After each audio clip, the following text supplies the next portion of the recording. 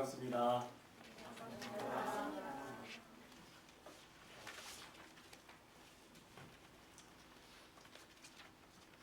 제가 우리 고야스 준지 목사님 그 선교 인도인에서 이렇게 여러분 만날 수 있는 기회를 얻게 됐습니다.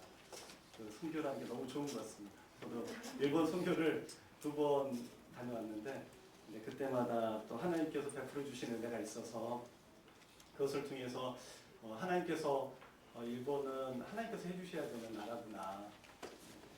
그래서 그런 부분을 느끼게 되는데 그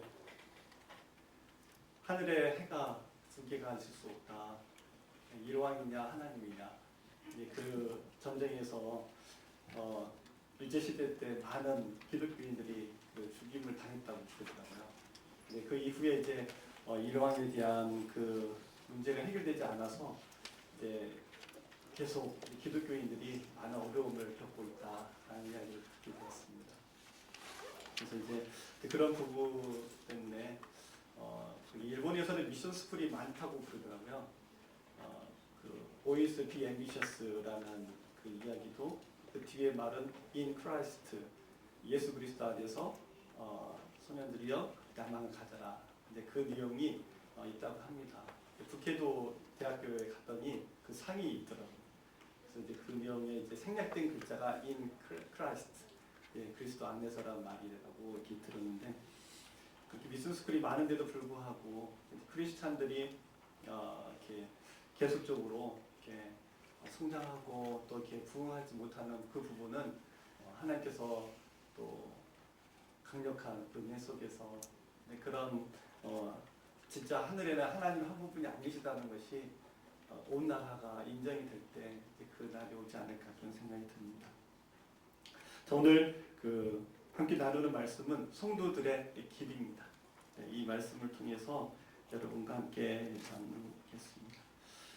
예수님을 처음 만나고 우리가 예수님의 자녀로서 어떻게 살아야 할지 고민을 하는 사람이 많이 있습니다. 과연 예수님을 믿게 되면 어떻게 살아야 될까? 그동안 살아왔던 대로 살아서는 안 될 것 같은 마음이 들기 때문에 그렇습니다. 맞습니다. 하나님께서는 그리스도인으로 그에 맞게 살아가기를 원하고 계십니다. 우리는 그리스도인으로서 또는 성도로서 어떻게 살아야 할까요? 그 대답을 오늘 함께 읽은 본문 말씀이 말씀하고 있습니다. 이 시간 그 해답을 찾는 시간이 되기를 소망합니다.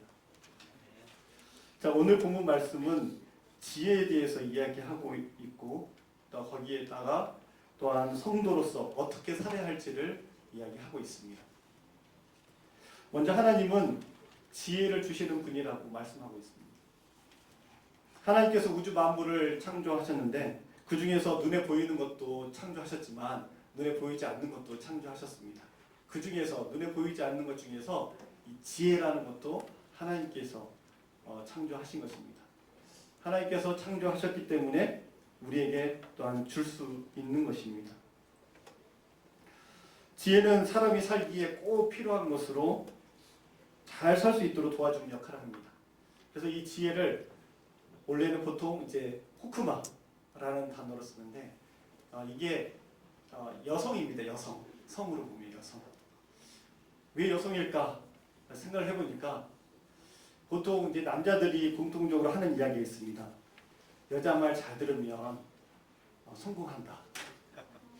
그 말은 뭘까요? 여성이 뭐하다는 뜻입니까? 지혜롭다는 뜻입니다. 그것을 너무나 정확하게 이 히브리어에서는 그 성을 정확하게 설명을 해주고 있습니다. 저도 그래서 한번 여성을 관찰을 많이 해봤습니다. 왜 여성이 오래 살까? 그 오래 사는 이유를 보니까 대체적으로 남자들이 스트레스를 받으면 잘 풀지를 못해요. 근데 여성들은 이 스트레스를 받으면 잘 푸시더라고요. 서로 이야기도 열심히 잘하고 또 어떻게든지 했던 이야기를 마치고 나서 집에 가서 또 하고 모든 스트레스가 조금이라도 남지 않도록 완전하게 해결을 할 수 있을 만큼 그러니까 이제 병이 잘 안 생기고 오래 살 수 있는 것 같습니다. 보통 이제 전쟁에서 승리자가 누구냐라고 할 때 살아남은 자, 살아남은 자가 승리자다. 그래서 우리가 보통 큰 일이 있을 때 뭐 하기만 하라고 합니까? 살아남기만 해라. 이 코로나 시기에도 마찬가지인 것 같습니다. 어떤 직업을 가지신 분들, 사업을 하시는 분들 생존만 하시면 승리할 거다라는 그런 이야기를 하는데, 그만큼 이 여성이 상당히 지혜롭습니다. 그래서 여성 말 안 듣다가 굉장히 후회하신 분들이 많으세요. 그래서 저는 제가 결혼 주례 부탁받으면 부부가 될 사람을 교육을 시키는데, 그때 남성들에게 꼭 부탁을 합니다. 나중에 마지막까지 같이 잘 살려면 여성에 대해서 딴 데 눈을 돌리면 안 된다. 하나님께서 맺어주신 이 사람을 끝까지 가까이 하고 틈을 벌리면 안 된다. 그러면 나중에 오갈 데 없어진다.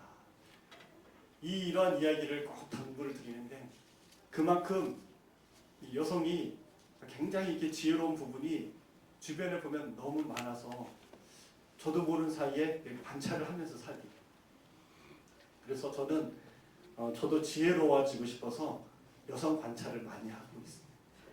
그렇게 해서 하나님께서 우리로 하여금 이렇게 지혜롭게 살게 할 수 있도록 하는데, 진정한 지혜는 성경에서는 누구로부터 오는지를 설명해 주고 있습니다. 바로 하나님입니다. 그래서 신앙생활 하시는 분들 보면 남성보다 여성이 많아요. 참 그게 지혜롭기 때문에 그 지혜를 주시는 분을 빨리 알아볼 수 있는 것이 아닌가. 세상적으로 고집 피우다가 뒤늦게 두 손 두 발 들고 하나님 앞에 회개하러 나오신 분들이 나이 드신 남자분들이 꽤 되세요. 그래서 젊었을 때 신앙생활 할 걸, 이렇게 후회하신 분들이 계시는데, 지금 여러분께서도 이렇게 하나님 앞에 나올 수 있다는 것은 너무나 감사한 일인 것 같습니다. 그래서 우리가 이 지혜를 하나님으로부터 받아야 되는데, 이 사람이 생활에 필요한 지혜는 모두 하나님으로부터 받아 가지고 태어납니다. 그런데 그 이상의 것은 하나님이 더 주셔야 합니다. 그런 의미에서 우리는 하나님으로부터 지혜를 구해야 하는 것이죠. 오늘 함께 읽은 이 본문 잠언 2장 7절과 8절에 보면은 세 가지 부류의 사람들이 등장하게 됩니다. 첫 번째는 정직한 사람, 두 번째로는 행실이 온전한 사람, 세 번째로는 성도들. 이 세 부류의 공통점이 있습니다. 어떤 공통점이 있을까요? 이 세 부류의 사람들의 공통점은 모두 하나님 말씀에 순종하는 사람들이다. 정직한 자도 행실이 온전한 자도 성도들도 하나님 말씀에 순종하는 사람들입니다. 여러분, 성경을 보시면서 어떤 생각이 드십니까? 성경책이 잘 이해가 되십니까? 납득되는 내용으로만 채워져 있다고 생각하십니까? 아니면 도저히 상식으로는 설명이나 이해가 안 되는 내용도 발견이 되십니까? 당연히 상식으로는 이해가 안 되는 내용들이 있습니다. 이것을 우리가 곰곰이 생각해 보면 바로 성경이 사람들이 만들어낸 내용이 아니라는 것입니다. 왜 그럴까요? 사람이 이 성경을 만들 것 같으면 믿지 못할 내용은 집어넣겠습니까? 빼겠습니까? 당연히 뺍니다. 상식적으로 생각해 봤을 때 진리가 아닌 이상 이해되지 않는 내용을 집어넣다가 이 내용을 이해가 안 되니까 적게 한다면 이것을 적은 이유가 없어지는 것이죠.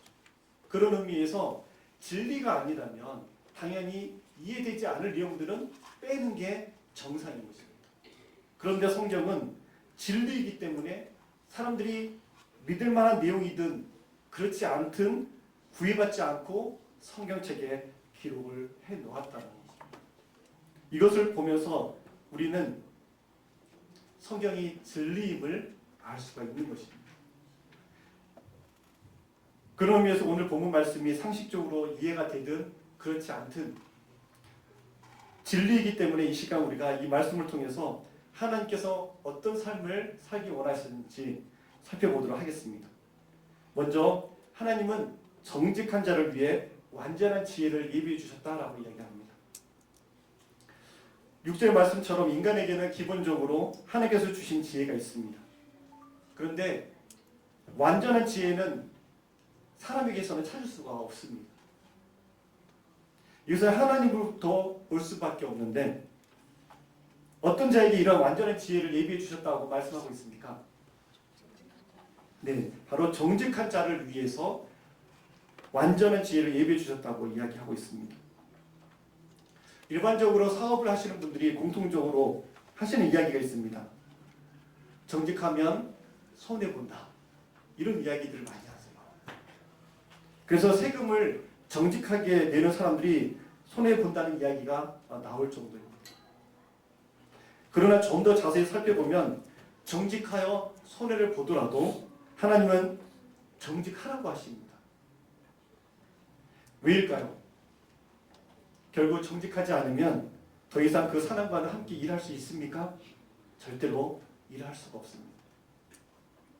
여러분이 만약 기업을 운영하는 사업가라고 한번 가정해 보겠습니다.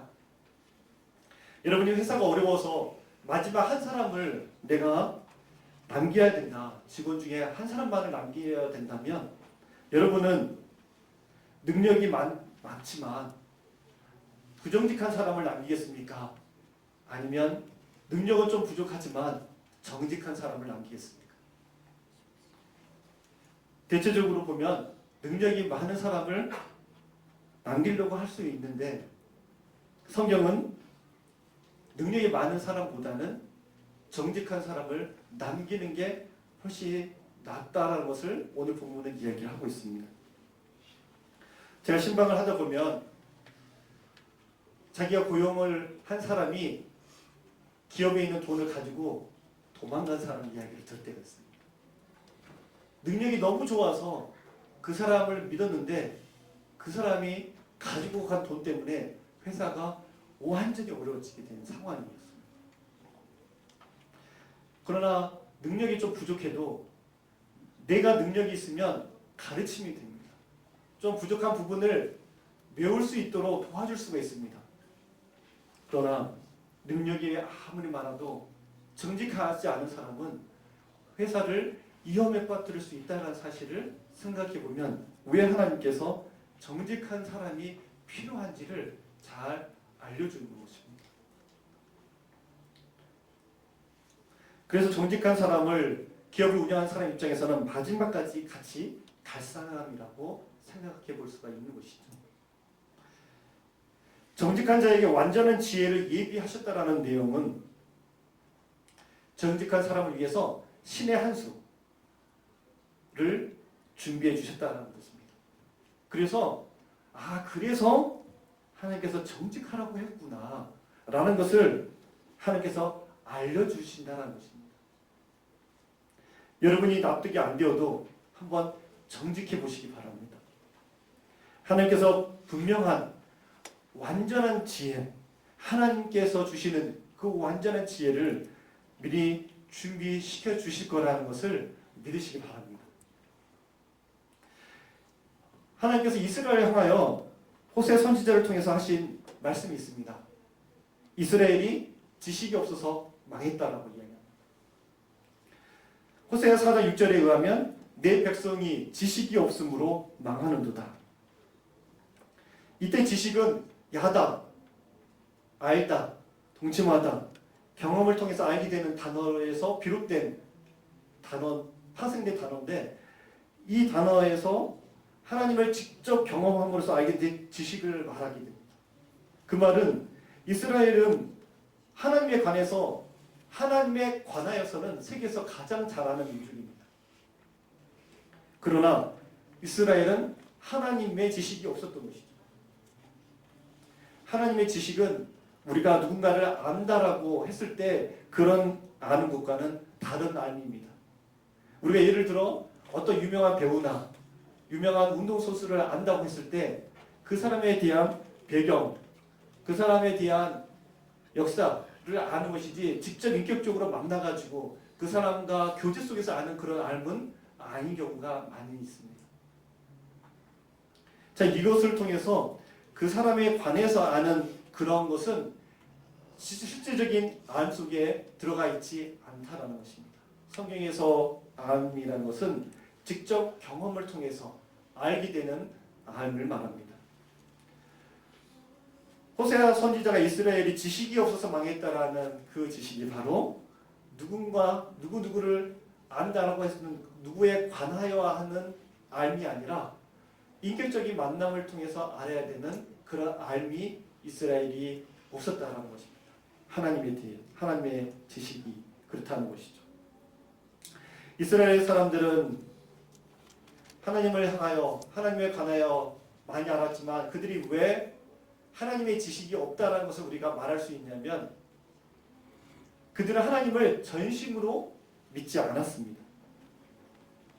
그들은 하나님께서 자신의 기도를 들어주지 않는다면 다른 신에게 가고자 하는 마음이 이미 그 마음속에 있었다는 것입니다. 우리는 이것을 우리나라 말로 딴 주머니 찼다라고 표현합니다. 또는 플랜 B가 있다라고 표현을 하기도 합니다.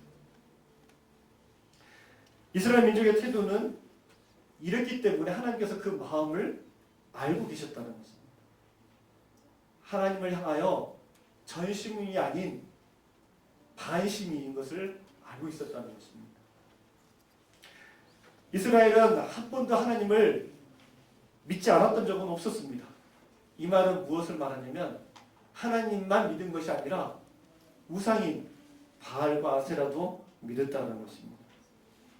그들은 자신의 기도를 하나님께서 안 들어주셔도 풍요의 신인 바알에게 구하겠다라는 생각을 가지고 그들은 전심을 향하여 하나님께 기도하기보다는 하나님 안 들어주면 바알에게 가겠다라는 마음으로 하나님께 나아갔기 때문에 그들이 진정한 하나님을 아는 게 아니었음을 하나님이 이미 그 마음을 꿰뚫어 보시고 아셨다는 것입니다.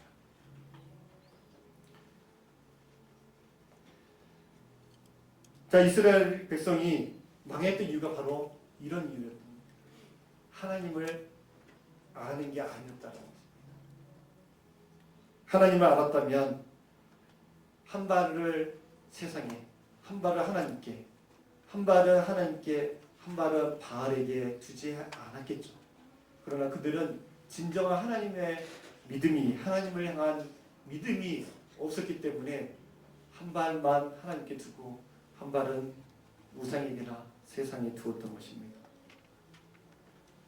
여호수아 3장 15절에 이런 말씀이 있습니다. 이스라엘이 요단강을 건너갈 때 법궤를 맨 제사장들의 두 발이 다 요단강에 잠겼을 때 윗물과 아랫물로 나뉘어졌습니다. 한 발로 요단강에 발을 디디고 나서 제사장들이 이 강 안 가가지고 어떡하지 하고 갈라질 때까지 한 발만 계속 두고 있으면 그 요단강은 죽을 때까지 안 갈라졌습니다. 그러나 그들은 두 발을 다 요단을 향하여 발을 내디뎠고 그 두 발이 다 잠겼을 때 윗물과 아랫물로 나뉠 수가 있었던 것입니다. 이것이 바로 하나님을 향한 전심의 마음인 것입니다. 우리가 정직하며 손해본다고 하는데 손해 안 보려고 자꾸 하나님을 향하여 전심으로 나아가지 못하고 하나님이 아닌 딴 주머니를 내가 차고 있다면 그 사람은 영원히 하나님의 완전한 지혜를 예비해 주신 것을 경험할 수가 없을 것입니다. 하나님은 우리로 하여금 정말 손해가 난다는 것을 알고 나서라도 정직하기 원하십니다. 왜 그럴까요? 완전한 지혜를 예비해 주시기 때문에 그것을 경험하기를 원하시기 때문에 하나님 우리에게 정직하라고 하십니다. 우리가 하나님을 전심으로 믿지 못하는 그런 모습은 당연히 우리는 한쪽만 하나님께 향할 수밖에 없게 됩니다. 그렇다면 그는 평생 하나님의 완전한 지혜는 맛볼 기회를 얻지 못할 것입니다. 그런 상황이 오지 않으려면 결단을 해야 합니다. 나는 손해를 보더라도 정직하겠다. 손해를 보더라도 말씀에 순종하겠다. 그러면 하나님께서 예비해 주신 완전한 지혜를 맛보게 될 것입니다. 두 번째로 하나님은 행실이 온전한 자에게 방패가 되어주신다라고 이야기하고 있습니다. 여기서 행실이 온전하다는 것은 올곧고 정직하고 성실한 삶을 이야기합니다. 하나님 말씀에 성실히 임하여 순종하는 사람은 하나님께서 방패가 되어주신다라고 이야기합니다. 우리가 살아가면서 하나님의 말씀대로 살다 보면 주변 사람들에게 미움받을 때가 있습니다. 우리 교회 성도님 중에 어떤 고민을 이야기하실 분이 계셨는데 그 고민이 무엇이냐면 그분이 자기 직장에서 중간 위치에 있는 분입니다. 근데 이 중간 위치에 있는 분이 위에 상사로부터 리더로부터 이중장부 작성하라고 명령을 했어요. 크리스찬으로서 이중장부라는 것은 무엇을 말합니까? 거짓을 행하라는 의미입니다. 크리스찬의 양심상 하는 것이 쉽지 않은데 또 하나의 문제가 있습니다.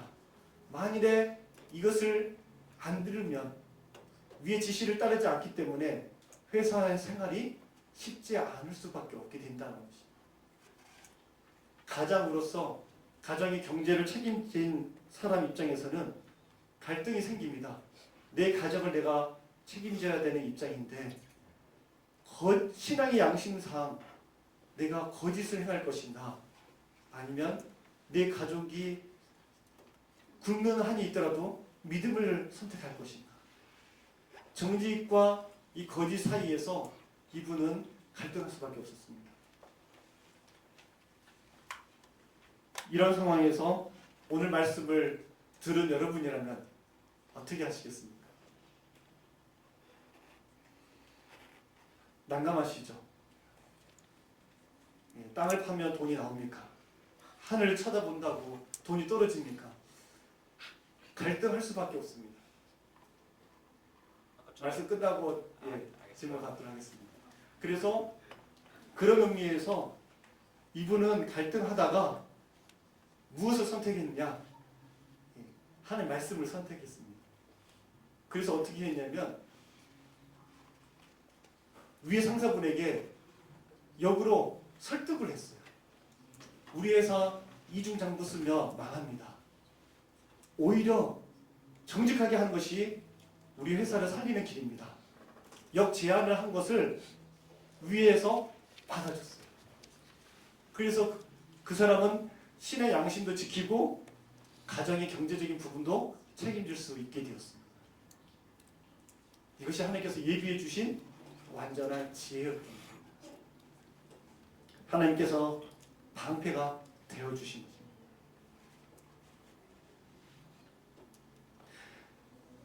우리의 삶 가운데에서 하나님은 항상 우리에게 방패를 예비해 주시고 준비시켜 주시는데 우리가 그 방패를 맞기 전에 하나님을 배반을 해버리는 경우가 많습니다.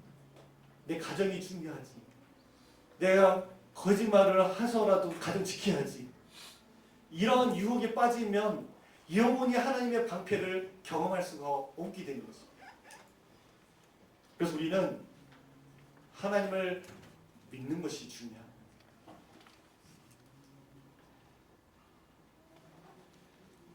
마지막으로 하나님은 정의의 길을 보호하시며 성도들의 길을 보존해 주신다라고 말씀하고 있습니다.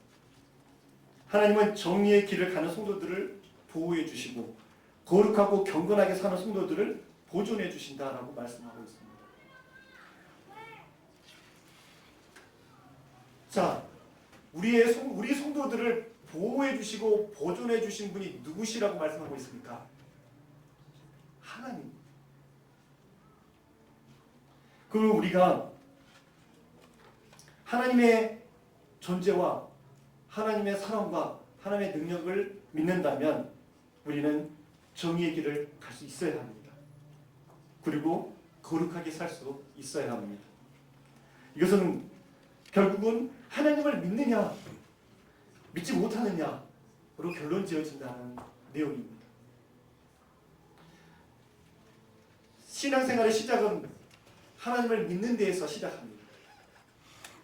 이스라엘 율법을 창출 레위신 이 5개의 성경을 토라라고 하는데 그 중에서 출애굽기부터 신명기까지를 총 규범으로 숫자를 매겨가지고 세운 그 규정이 몇 가지냐면 613가지입니다. 그 613가지는 크게 두 부류로 나눠집니다. 하나는 명령하라. 또 한 부류는 금령하지 말아라. 이 하나는 248번까지 그리고 나머지는 365까지는 하지 말아라. 우스갯소리로 사람이 할 것보다 하지 말 게 더 많다. 그런 말을 하면서 매일 하루는 하지 않을 것들을 실천해야 된다. 이런 이야기를 할 정도로 365가지를 하지 말아야 되는데 1번 명령하라는 거를 작은 소제목으로 18개로 나눠지고 명령은 13개의 그룹으로 나눴는데 첫 번째 그룹은 하라는 명령에 대한 그룹은 하나님에 관하여 라는 내용의 소그룹인데 여기에 제1번 613가지의 그 규범 중에 제1번이 뭐냐? 하나님을 믿으라. 하나님을 믿으라. 그만큼 우리가 하나님을 믿는 듯 보이지만 의외로 하나님을 믿지 못하기 때문에 우리가 하는 말씀을 지키지 못하는 경우들이 많이 있습니다. 마태복음 6장 24절에서 이런 말씀을 합니다. 한 사람이 두 주인을 섬기지 못할 것이니 혹 이를 미워하고 저를 사랑하거나 혹 이를 중히 여기고 저를 경히 여김이라. 너희가 하나님과 재물을 겸하여 섬기지 못하느니라. 자, 이 말은 하나님을 선택해야 될지 재물을 선택해야 될지 그 두 가지 선택을 동시에 할 수 없다라는 것을 이야기하고 있습니다. 그러면서 25절에 뭐라고 말씀하냐면 그러므로 내가 너희에게 이르노니 목숨을 위하여 무엇을 먹을까 무엇을 마실까 몸을 위하여 무엇을 입을까 염려하지 말라. 목숨이 음식보다 중하지 아니하며 몸이 의복보다 중하지 아니하냐. 자, 이 말씀을 왜 했을까요? 하나님과 재물을 겸하여 섬기지 못한다는 말과 더불어서 바로 이어지는 말이 무엇을 먹을까 무엇을 마실까 무엇을 입을까 염려하지 말아라. 이 흐름상 무슨 내용을 말하냐면 이 사람이 재물을 선택했다는 겁니까? 하나님을 선택했다는 겁니까? 네, 재물을 선택했으면 무엇을 먹을지 걱정할 필요 있습니까? 없습니까? 돈이 있는데 왜 걱정합니까? 메뉴 걱정하는 거 아니죠. 절대적 빈곤을 걱정하는 겁니다. 목숨을 위해서 걱정하는 것입니다. 하나님을 선택했기 때문에 무엇을 마셔야 될지 무엇을 먹어야 될지 무엇을 입어야 될지 없으니까 걱정한다는 뜻이에요. 하나님을 선택한다는 것은 그만큼의 위태로움을 느끼게 된다는 뜻입니다. 눈에 보이지 않은 돈 왜 걱정할까요? 내 호주머니에 돈이 없기 때문에 걱정하는 겁니다. 하나님을 선택하는 순간 이러한 어려움을 겪을 수가 있다는 뜻이죠. 그런데 하나님은 그 다음에 뭐라고 이야기했냐면 하늘에 나는 새, 들에 핀 백합 하나님께서 기르시고 입히신다고 이야기합니다. 하물며 너희 일가보냐. 너희가 하나님을 선택함으로써 너 호주머니에 돈이 없다 할지라도 무엇을 먹어야 될지 막막하고 무엇을 마셔야 될지 막막할 때 무엇을 입어야 될지 막막할 때 염려하지 말아라. 하늘의 새와 들의 백합화 다 하나님 기르시고 입히시는 거 보면서 두려워하지 말라는 겁니다. 하나님 선택하기 때문에 오늘 그 어려움 두려워하지 말라는 겁니다. 하나님이 다 먹이고 입힐 거라는 것을 확인시켜주는 것입니다. 이게 바로 하나님을 믿는 사람들에게 주어져 있는 안심시키시는 말씀입니다. 여러분, 하나님을 뭐하고 비교하냐면 재물하고 비교하고 있다는 겁니다. 그것은 무엇을 의미할까요? 여러분, 비교를 어떨 때 합니까? 차이가 많이 나면 합니까? 아니면 비슷비슷할 때 비교를 합니까? 네, 비교는 기본적으로 비슷할 때 합니다. 재물, 돈, 엄청난 파워를 가지고 있다는 겁니다. 하나님과 비견될 정도로 파워를 가지고 있다는 겁니다. 우습게 여기지 않아야 된다는 겁니다. 그렇기 때문에 그렇게 비교가 될 정도로 이 어마무시한 이 재물에 대해서 선택하고 싶은 유혹이 언제든지 찾아올 수 있기 때문에 그럼에도 불구하고 하나님 선택함으로써 오는 어려움 걱정하지 말 것을 당부하는 것입니다. 그것이 바로 하나님을 믿는 사람의 모습이 있는 것입니다. 여러분에게 있어서는 거창한 신앙인으로서 큰 거 기대하는 것이라기보다도 다 하나님 좀 믿어달라는 겁니다.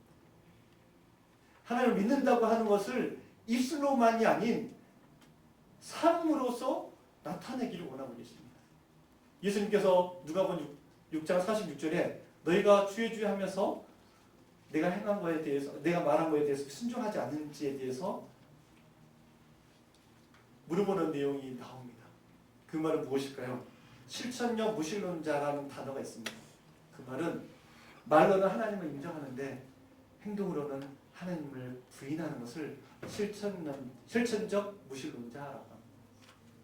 우리가 하나님을 믿는다고 말만 하는 것이 아니라 그리고 주님이라고 부르기만 하는 것이 아니라 우리의 삶의 주인임을 인정하고 주님께서 우리를 책임져 주실 거라고 말씀하시는 것 우리가 삶 속에서 인정해야 되고 받아들일 때 여러분이 정직할 수 있고 옳은 길을 선한 길을 하나님이 원하시는 말씀에 순종하는 삶을 살 수가 있는 것입니다.